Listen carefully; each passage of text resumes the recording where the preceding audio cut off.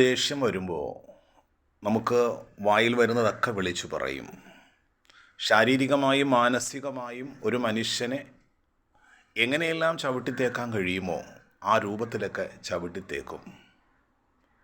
കുറച്ച് കഴിയുമ്പോൾ നാം ആ സങ്കടപ്പെടുത്തിയ വ്യക്തി വല്ലാതെ ദുഃഖിതനാകും.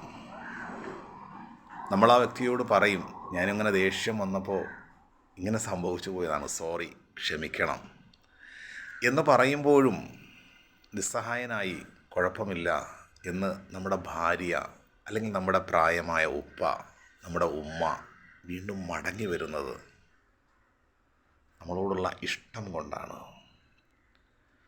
ഇങ്ങനെ ദേഷ്യം കാണിക്കുന്ന പലരും മനസ്സിലാക്കേണ്ട ഒരു യാഥാർത്ഥ്യമുണ്ട്.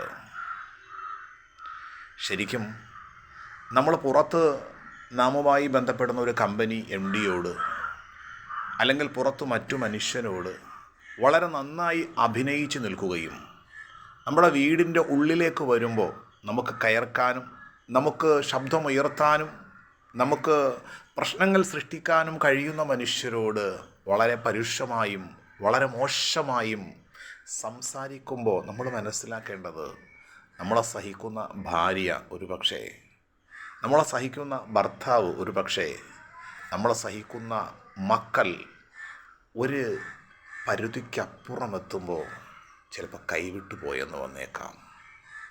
ഇക്കഴിഞ്ഞ 2-3 ആഴ്ചകൾക്ക് മുമ്പ് മകനോട് ഞാൻ ചോദിച്ചു, ഉപ്പാനെ കാണാനില്ലല്ലോ. അപ്പോഴാണ് ആ മകൻ സങ്കടത്തോടെ പറഞ്ഞത്, ഉപ്പയും ഉമ്മയും ഡൈവോഴ്സായി ഉസ്താദേ.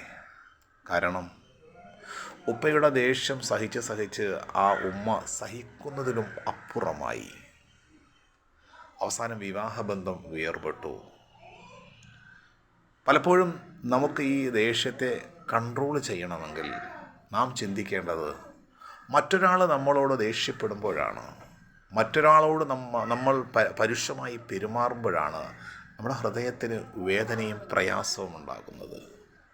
ഒരധ്യാപകൻ ചീറിക്കൊണ്ട് തൻ്റെ വിദ്യാർത്ഥികളോട് സംസാരിക്കുമ്പോൾ ആ ചെറിയ മക്കളുടെ മനസ്സ് ചിതറിപ്പോവും. തൊട്ടടുത്ത ക്ലാസ്സിൽ ഒരു പുതിയ അധ്യാപകൻ വരുമ്പോൾ ആ ചെറിയ മക്കൾ അടുത്ത കൂട്ടുകാരോട് ചോദിക്കും, എങ്ങനെയാണ് ആ അധ്യാപിക? നമ്മുടെ പെൺകുട്ടികൾ പലപ്പോഴും ഇന്ന് വിവാഹത്തിന് തയ്യാറാകാത്തതിൻ്റെ കാരണങ്ങളിൽ ഒന്നാമത്തെ കാരണം, സ്വന്തം പിതാവ് തൻ്റെ ഉമ്മയോട് മോശമായി പെരുമാറുന്നത് കണ്ട് വളരുകയാണ് പെൺകുട്ടി. ഞാനും വിവാഹം കഴിച്ചാൽ ഇത്തരമൊരവസ്ഥയിലേക്കെത്തും.